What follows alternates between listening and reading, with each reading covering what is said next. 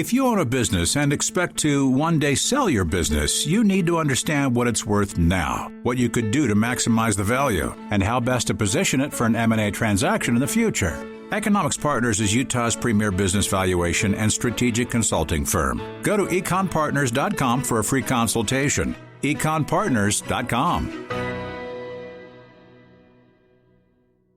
Alone, chicken, onions, peppers, and cheese have potential. Together, they have a purpose, a destiny, and a name. Jersey Mike's number 16 Chicken Philly, because grilled to order makes a sub above.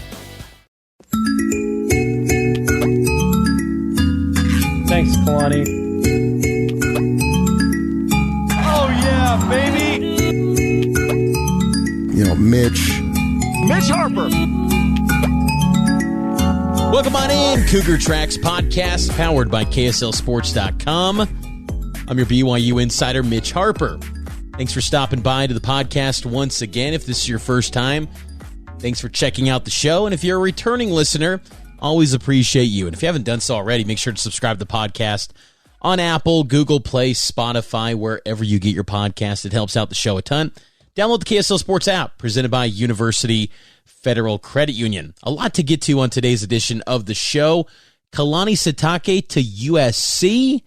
I'll share my thoughts on that. Also, an Arizona State outlook, BYU basketball non-conference schedule, and Herm Edwards was once recruited by BYU. You'll hear that commentary from Herm. It's pretty good stuff from Coach Edwards as BYU gets ready to take on the Arizona State Sun Devils. If you haven't done so, follow KSL Sports on Twitter, Facebook, Instagram, TikTok even as well. Sometimes I'll bust out a dance or two, even though it's probably not wanted by the masses. But sometimes I will burst out in some TikTok dances. If you have a recommendation for a TikTok, send it my way, and maybe I'll consider it, possibly. Anyway, we'll start things off with Kalani Sitake. Kalani has been linked potentially to the USC coaching vacancy. Let me just say, USC firing Clay Helton, long overdue. For the last 3 years, USC has just been in this mediocre rut with Clay Helton where you just knew this was going to happen eventually. Why didn't you do it 3 years ago? Mike Bohn, former Cincinnati AD, finally unplugged the Clay Helton era in LA, and it was much needed. And I think now you got the chance for USC to potentially become USC once again. And when this job became open, I think the natural thought is some of the big players in college football. Now, Mike Bohn said they want to have a guy that is going to enrich the student-athlete experience for USC football players. And when you hear that, honestly, one of the best fits, I think, in college football would be Kalani Sitake. I think Kalani being pursued by USC potentially would be great for Kalani. And I honestly think, too, that would be one of those jobs that's hard to turn down because I think USC, even though the on-field product hasn't been good, I still believe it's one of the 5-7 best brands in all of college football. When USC is great, it's just better for the sport. And I think also, too, USC is one of those brands that they call their shots in conference realignment. If they said to the Big Ten, we want to be in, the Big Ten opens up their membership for USC. They're like a Texas and Oklahoma where they can call their shots in realignment. They don't have to wait on anything, any sort of dominoes to fall. They call their shots. It's one of the unique brands in all of college football, and it's got a national championship potential out west. There's not many brands out in college football out west that have national championship potential. To me, the list is USC and Oregon. That's about it. Maybe Washington. They've got a rich history up in Montlake, but I feel like things are kind of going south with Jimmy Lake up in Washington up there. But Clay Helton's out, and Kalani Sitake, Bruce Feldman from The Athletic, tossed Kalani's name around saying, quoting a Pac-12 source, writing, quote, I thought Kalani could make some sense. When you think about it, he does make sense for USC. I think the issue, for Kalani in regards to the USC job would be instantly, from day one, he would be on the hot seat. Because USC fans, and more importantly, I think USC boosters, they want a coach that's going to have a big persona and have the chance to come in and appear on the surface that they're going to deliver a national championship. So to me, I look at that and I think James Franklin from Penn State, Luke Fickell from Cincinnati, and maybe Matt Campbell from Iowa State. Maybe that's a little bit of a stretch. I'd honestly go with Bob Stoops, who's currently at Fox Sports. Those are some of the top names to me. Eric Bieniemy's been tossed around as well by Adam Schefter from ESPN. But, again, as far as fit goes, Kalani would be tremendous at USC. I just think also, too, BYU's in a spot where they're going to the Big 12. It's going to be a job promotion for Kalani Sitake. He's getting a new job. Really, he is. His first 6-7 years at BYU, independence, it's one thing. Going into a Power 5 league, that's a job promotion. And he should get some more money compensation sent his way because of that raise in profile with the Big 12 affiliation. But if USC comes calling, that would be hard to turn down for Kalani because he would do a great job there. Again, I just think the issue is that USC wants a big splash. And I think the best fit to me would probably be James Franklin or Luke Fickell. I think Luke Fickell's kind of a Urban Meyer light. Urban's the name that I think all USC fans want. And he's so volatile, Urban, though. I mean, one day he might not want it. He said, there's no chance. Remember when Nick Saban, though, said once upon a time he's not taking the Alabama job? Yeah, we know how that worked out when he was at the Miami Dolphins. He created a dynasty. I think Urban at USC, that would be a seismic shift in college football. I mean, I think that's what USC's trying to do, not necessarily with Urban, but try to make a signal, a shout to the college football world, hey, they're going to win a national title again. They're back. Does Kalani represent that? I don't think he does. It's not that he's not but capable of that, but because he's not the big name, he's not the splashy, flashy name that Hollywood tends to want, I think he would be on the hot seat from day one. And it would be a volatile situation for him where he's trying to navigate, challenges because USC on the field has not been good. And they've had a head coach that's been basically a lame duck for 3 years. And it's hurt their recruiting. Yes, they've still been able to get some top flight recruits here and there.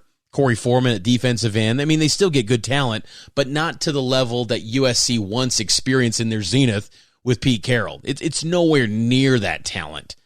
Like, I look at USC now and I just think, yeah, BYU can win that game. When BYU played USC in 2004 in Provo, it's one of the greatest teams I've ever seen in person at BYU. That was just, whoa, the disparity between BYU's roster and 04 USC, it was mind-blowing, the gap. And you're thinking, that is the best team in college football? BYU's never going to be that. Now, BYU contends quite well with USC, and they're going to play this season to close out the regular season. It will be interesting, the timing of USC's coaching search, and we'll see if they kick the tires eventually on Kalani Sitake, and maybe they move down the road with him. But I would imagine he would probably be a little bit deeper on the list of names that they would pursue. But yeah, he probably would be a name that USC would look at. I just think he would come with a lot of criticisms from USC fans and boosters because they want flashy, and Kalani is not flashy. He's productive, though, and he's been a great fit for BYU. Let me just say this, too, though.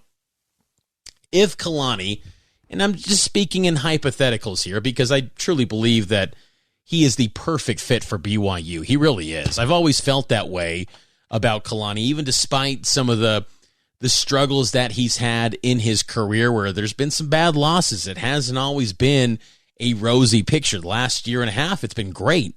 But early on, everyone knows that there was a lot of difficulties for Kalani. He's a great fit. But if he did ever leave for a place like USC, because, again, I think that's the type of brand that it's hard to turn that down. If Kalani left, here would be my coaching candidates for BYU's head coach after Kalani Sitake. Here's the names that I think BYU would have to consider, okay? I think you make a phone call to Andy Reid. That's pie in the sky. Wouldn't probably happen. He even said, when asked about the Big 12 invitation for BYU, he said that was awesome and it was exciting for BYU. He still cares about BYU. You make that call, though. If Kalani, in this hypothetical scenario we're going down here, I think Andy Reid would be number one. Number two, and the most realistic number one, is Aaron Roderick. Now, Aaron Roderick, I think, has elevated his coaching profile during his time with Kalani Sitake. When he first got hired in 2018, I think a lot of BYU fans just thought, oh, Kalani's just hiring his buddy. That's just what Kalani does. He just hires his buddies. It was far more than that. I think that Aaron Roderick he's been freed, honestly, because I think at Utah he was micromanaged. He was not given the autonomy to have the successes and to make the decisions to take an offense to the levels that he's envisioned. At BYU, he's been given the green light. Kalani's not holding him back. Kalani's taken the page from Lavelle Edwards, where he's empowering his coordinators to take chances, be aggressive. And I think that you're seeing Roderick grow and blossom into a coordinator that I don't think many people thought he could be. So I think Aaron Roderick, to me, would probably be the most realistic number one candidate. Roderick, I think, has done a great job with BYU. The quarterbacks have been fantastic. And let's face it, BYU's a offensive school. I know that their best coaches have always been defensive guys, Lavelle, Bronco, and Kalani. But, A-Rod, I think, would be really good, well-spoken. And I think also, too, he respects the values of BYU athletes, the school, the mission of the school. That matters. Other guys, though, because you never know, maybe A-Rod would go with Kalani to USC if this scenario happened. Again, we're just speaking in hypotheticals here. Because I think, and I say all this because at BYU, you have to always keep tabs of who the next guy could potentially be. You always have to do that. At other schools like USC, you can roll out any name on the face of the earth and you could create a big board of coaching candidates. Who's the hot thing that year? For BYU, it's more zeroed in. I know you don't specifically have to be LDS, but I think with the football program and men's basketball, they ideally want someone who's LDS, a member of the church, preferably maybe a Temple recommend carrying holder. Because I think, honestly, when you talk about BYU, you want someone in that position, football and men's basketball, that just understands, hey, the value of a mission. Hey, don't knock these guys for wanting to be married. Some coaches would come in and say, what in the world is that? Why are you getting married? What missions? No way. That's the reason why BYU does what they do. And I thought it was notable this year that when they announced Diljit Taylor, the women's cross country and track and field coach, they made it clear that it's a recommendation to have an LDS head coach in all the sports, but it's not a rule. So keep that in mind. Other names to watch for that I would, if I was putting together a big board, if Kalani ever left, Kellen Moore, Dallas Cowboys offensive coordinator. I believe he's LDS. I'm not for sure. I don't know how to tap into a Texas Steakhouse's membership records, but I've been told that Kellen Moore's LDS, and he was linked to the Boise State job. BYU would be a much bigger position than Boise State now that they're going to the P5 and, ties to the state of Texas with Big 12 membership. Kelly Papinga from Virginia. I think Papinga continues to be a rising star in the coaching profession. And that would be kind of my list. I'd also say Jay Hill from Weber State. You can also say Lance Anderson, maybe from Stanford, but I feel like the Stanford program's trending backwards a bit. That's about it, though. Ken Niumatalolo, I don't see that at all. No. But that would be my names. What do you think? Ideally, though, Kalani Sitake stays at BYU, and he's the guy of the future. But credit to him. If he does get attention from USC, he's earned it. And that's a testament to the growth that he's had in his program. UCCU is delivering HELOCs with a 6-month introductory rate of only 0.99%, and they're doing it in record time. The housing market in Utah is booming. The median price for a house in Utah rose more than 30% over the past year alone. That means you may have even more equity in your home than you realize. A HELOC is the perfect way to put your home's equity to work for you. Just fill out an easy application right from your phone or computer at uccu.com. Low rates, no fees, faster than ever. UCCU. Love where you bank. Hi, this is Stephanie Palmer, KSL News Radio Director of Sales, and I hope you're enjoying this podcast. Did you know that last month alone, KSL Radio had more than 200,000 podcast downloads?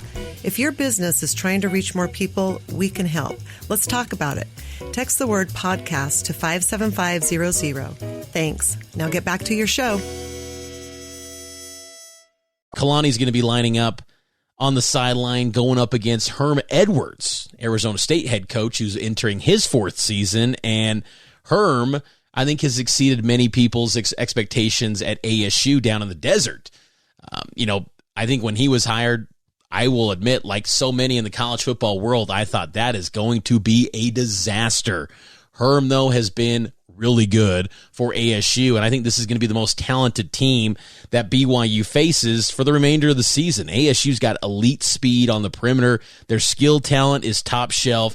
This is going to be an interesting challenge for BYU to be dialed in completely because focus against Utah was just razor focused. They were so locked in to that Utah game, and I asked Kalani Sitake about being as dialed in for ASU like they were for Utah. The week of preparation with the intensity and the excitement, I think a lot of people thought that I didn't take the last week very serious. I did. I just I don't need to define it. What I did like was that it was intense. I liked the preparation. I liked the way our guys were focused on what was going on. They're so razor sharp focused that the game was more important than the Big 12 announcement, and that was evident from when I was, from what we saw as a coaching staff, that these guys were so focused on that game.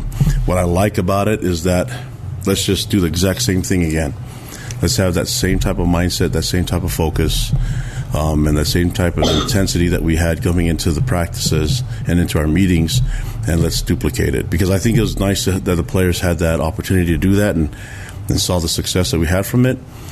And so let's try to have that same type of preparation, which Lavelle Edwards was really big on, and I'm glad that we were able to have that work and have our guys.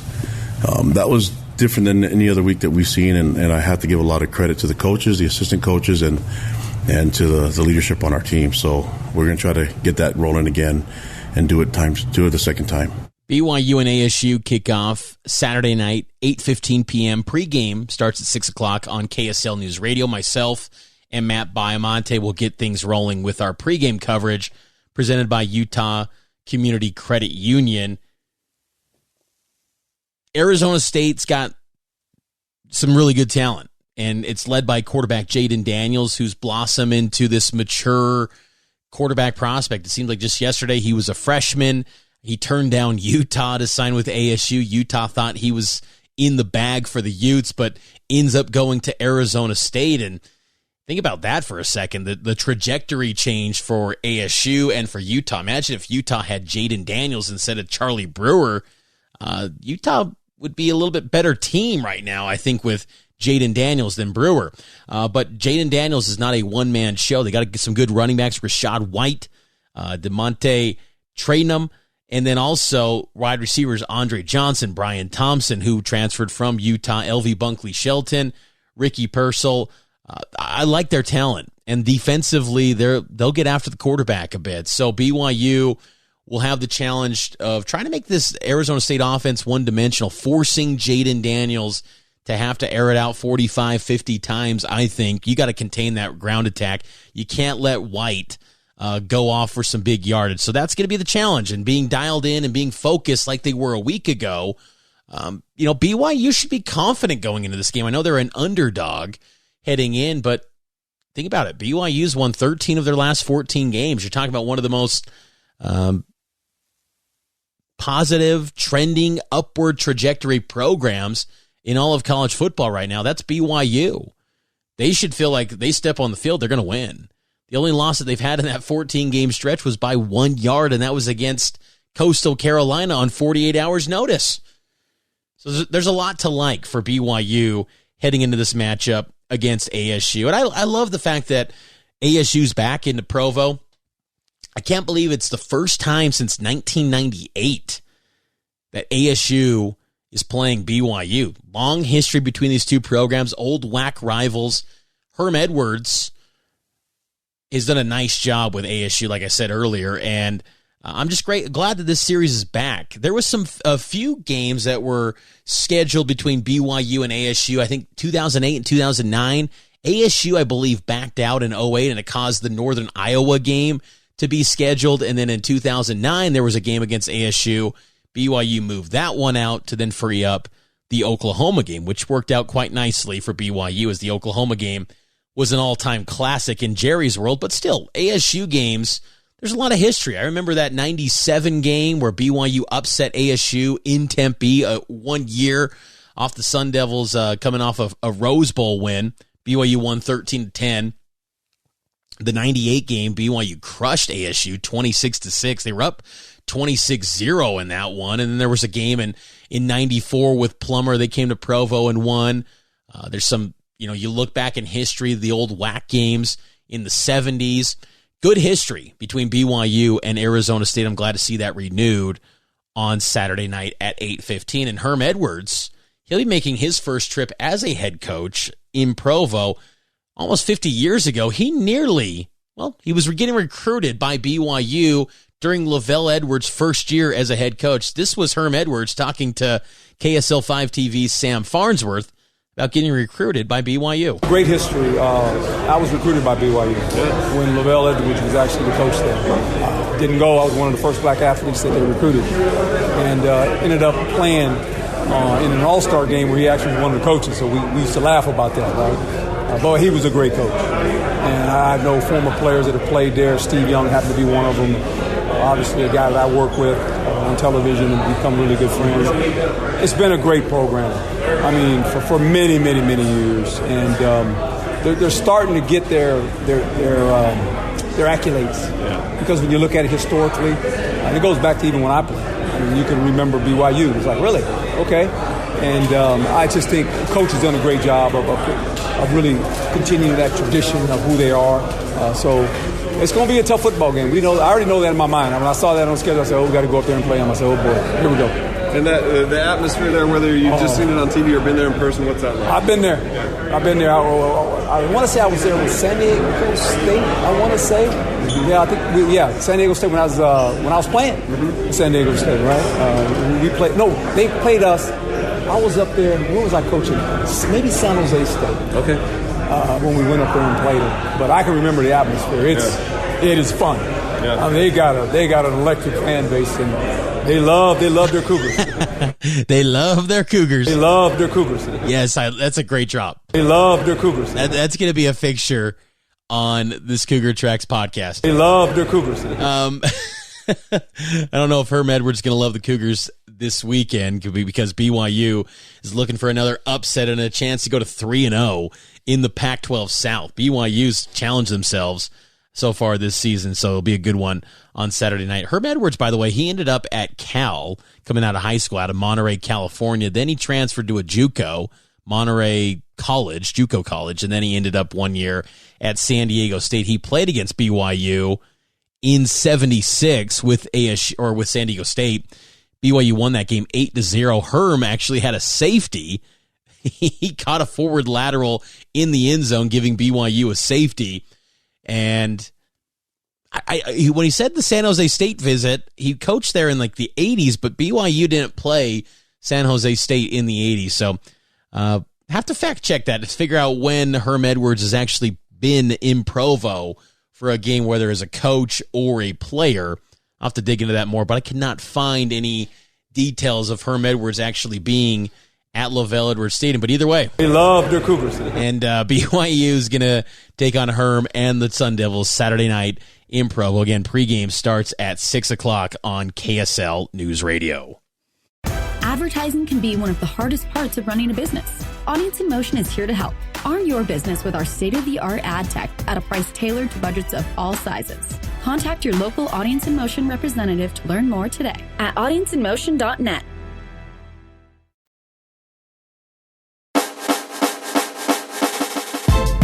All right, welcome back to Cougar Tracks Podcast, powered by KSLSports.com. Some BYU basketball news. The schedule is finally out. Finally.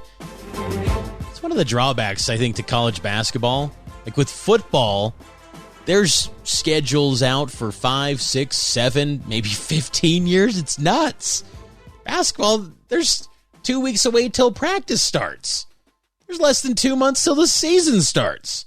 We're just finding out the schedule. But nonetheless, the schedule is out for the upcoming season, and it's a pretty good slate for the non-conference, I must say.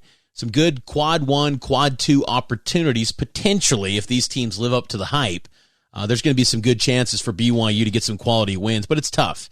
I think for the casual fan out there listening, you're going to hear some of these names and go, that's much to be desired, because you open up things on November 9th against Cleveland State, and you're thinking, Cleveland State?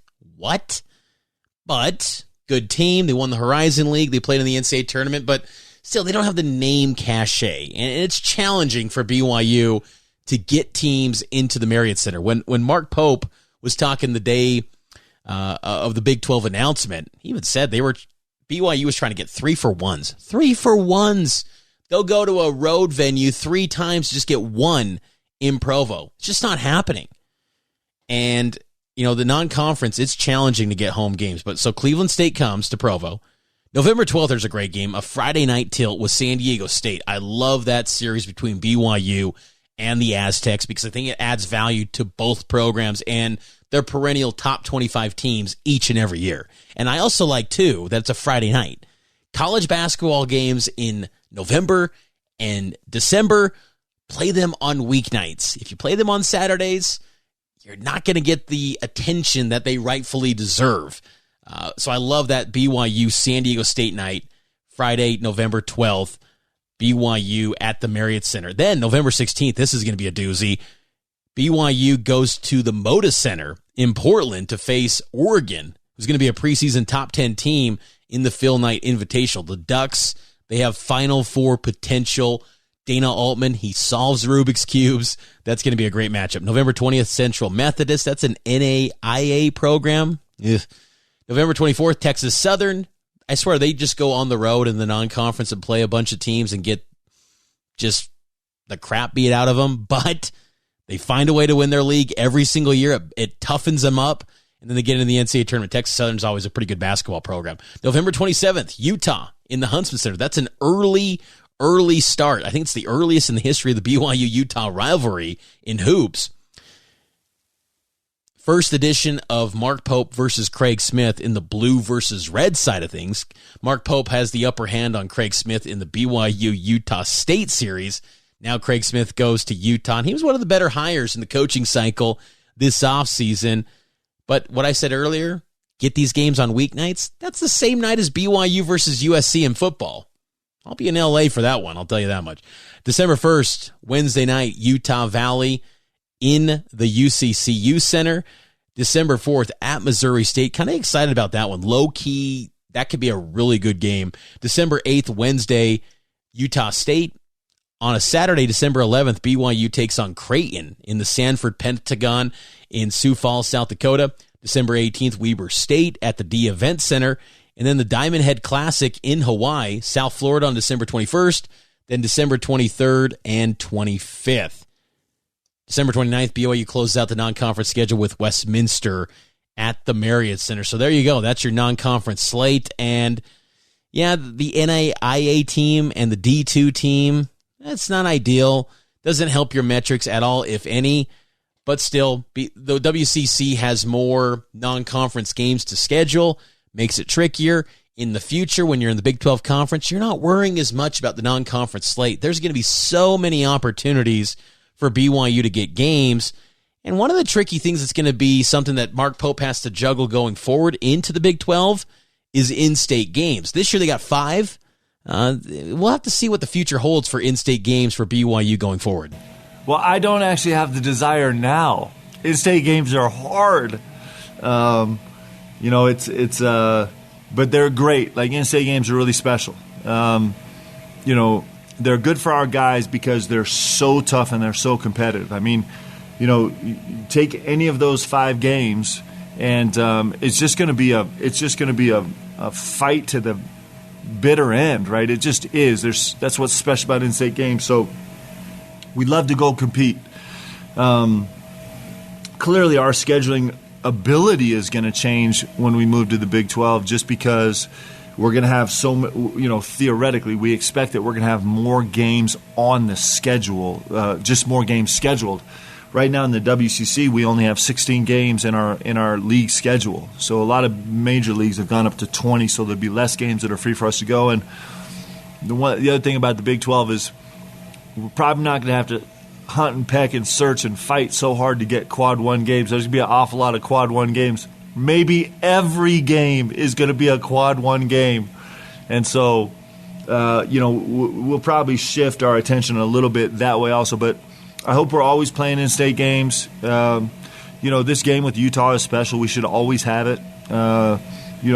Utah State has been a great partner. Weber's been a great partner. Utah Valley is right here. It might not be an every-year deal like it is right now. This will be the second straight year we've played 5 in-state teams. And it's really good for us. But I imagine that the quantity will decrease. But it's still going to be an important part of what we do. And that's the right approach for Mark Pope. You can't be playing 5 in-state games. I mean, Utah Valley, hate to say it for them, but they're probably going to be gone. I don't think there's ever going to be a day where BYU goes through the UCCU Center anymore. It's not to say that they're not a good program and they can't do well, but BYU's got a different set of opportunities that are going to be lying ahead in the Big 12 era. It's just the reality. It'll be interesting to see what happens with Utah State. I like the messaging of having Utah every year. I think that's great. Utah State will be interesting, though. I feel like that's a game, or even maybe Weber State. I feel like the Utah State game should be an annual game in basketball. I feel like that's a great series. Utah State, curious to see what they look like with Odom from UMBC as their head coach. But when Utah State's good, that's a good program. I love the spectrum, the history in that venue. So be interesting. See what happens. BYU basketball practice starts September 28th. It's almost here. BYU hoops just around the corner as we continue to get in the thick of BYU football. And again, football will get back in action week 3 coming up on Saturday night. BYU and Arizona State with pregame at 6 here on KSL News Radio. That's going to do it for this episode of the Cougar Tracks podcast. I hope you enjoyed it. Make sure to subscribe to the show on Apple, Google Play, Spotify, wherever you get your podcasts. Leave a rating and a review. Download the KSL Sports app presented by University Federal Credit Union. Catch you next time here on the Cougar Tracks podcast with my weekly interview with Chaz Ayu, my co-host every week here on the podcast. Looking forward to that and a whole lot more here on Cougar Tracks, powered by KSLSports.com.